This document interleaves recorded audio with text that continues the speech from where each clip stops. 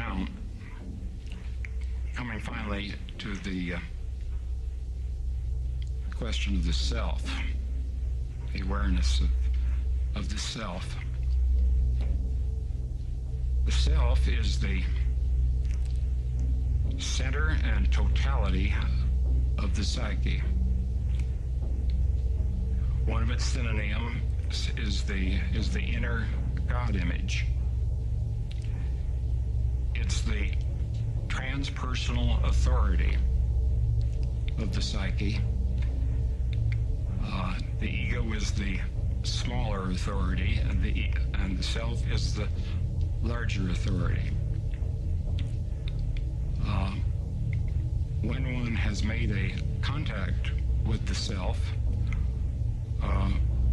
the ego then becomes relativized and recognizes that its life must be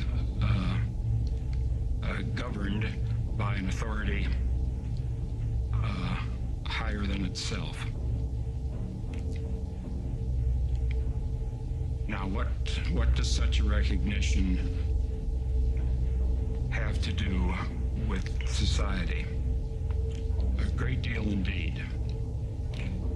In a certain sense, we can say that society is the exteriorized mirror of the psyche. Every society has a leader of some sort. At one stage, it was the king, or the president. Occasionally, it's an oligarchy of aristocrats, but always, in order for a society to be cohesive and exist organically, it has to have a central authority, and that central external social authority is a mirror of the inner authority of the self. That's why when one has dreams of a king, or of a president, or of Washington, D.C., in most cases, those dreams refer to the self. So what's at issue here is the individual's relation to authority. If one has no connection to the self, and particularly when the ego is weak, when there's low level of psychological differentiation, especially in times of turmoil, social turmoil and distress, there is a strong tendency for the self, the central organizing authority, principle of the psyche, to be projected.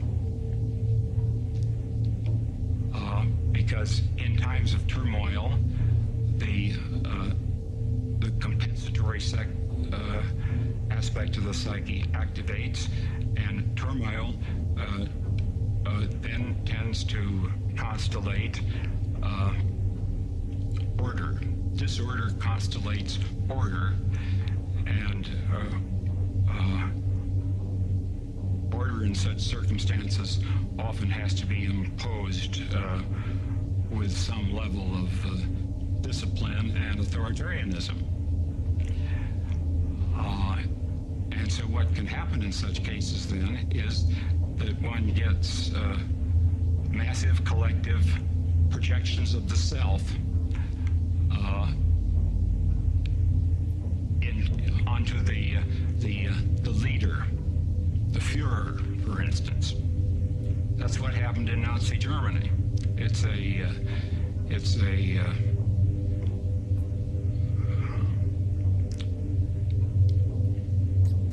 I'm looking for an adequate word to describe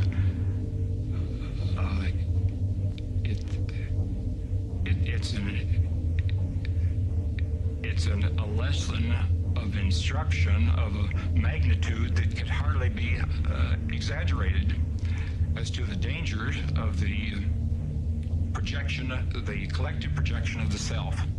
That's what happened in Nazi Germany. We see it happening in all sorts of charismatic religious cults. It's happening in small scale all over, scattered all around. And as we lose our containment in our conventional religious myth, this danger is going to become more and more operative, and it's probably the greatest threat to humanity, much greater than the nuclear bomb.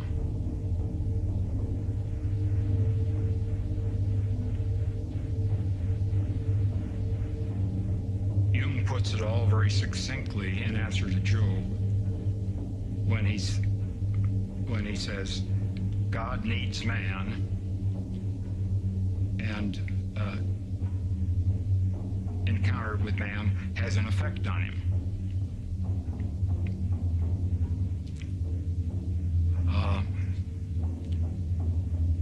Now that's a symbolic statement. In psychological terms, the self needs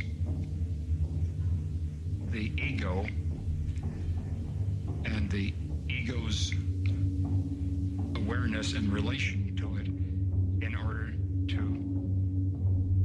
be transformed. That puts it in our neutral psychological language. The self or the God image, in its unconscious form, as I've said before,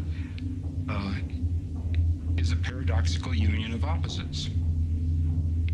This is the ground of our psychological being.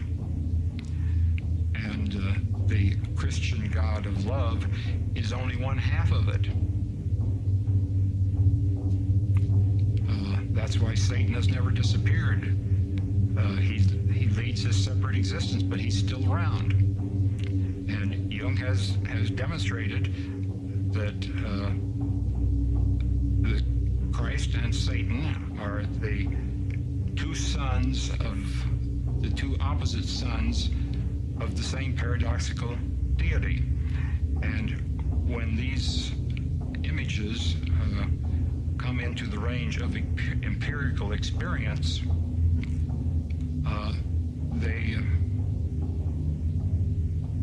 they require some reconciliation. You see, they generate an inner conflict that's intolerable until it achieves a reconciliation.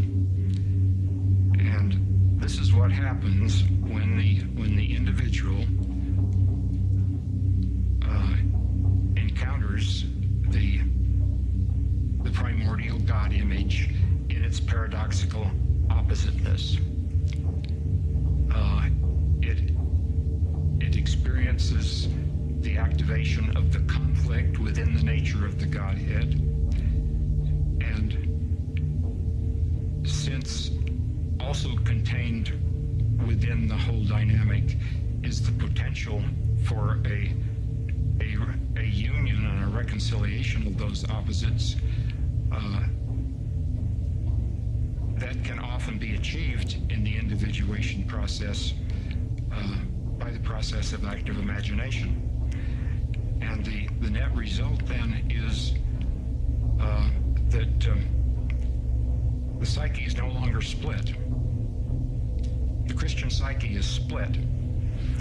And that means everybody, whether you're a professing Christian or not, it's irrelevant. It's part of the psychology, the collective psychology we all share. We're all split because the God image is split. And the split occurred even before Christianity. It was split by Plato and the Stoics, so that it's got a philosophical source too. that split and that paradoxical doubleness of deity is what undergoes reconciliation and transformation when an individual human consciousness engages this depth issue in its own individual life. Then that little piece of the collective psyche that is carried by the individual has been transformed. And if there are enough individuals who have had this experience and who have participated in this transformation of the God image, then they act as a kind of leaven to society as a whole, and very gradually a new collective God image is born out of that society as a whole.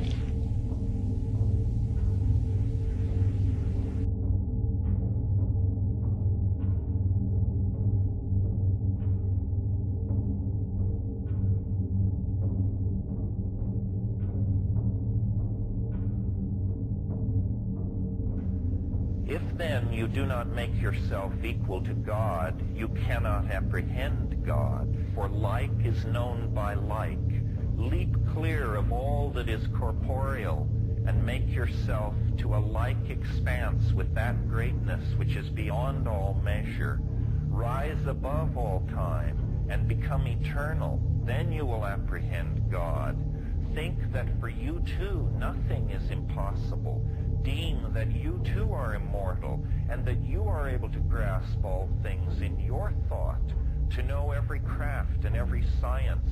Find your home in the haunts of every living creature. Make yourself higher than all heights and lower than all depths.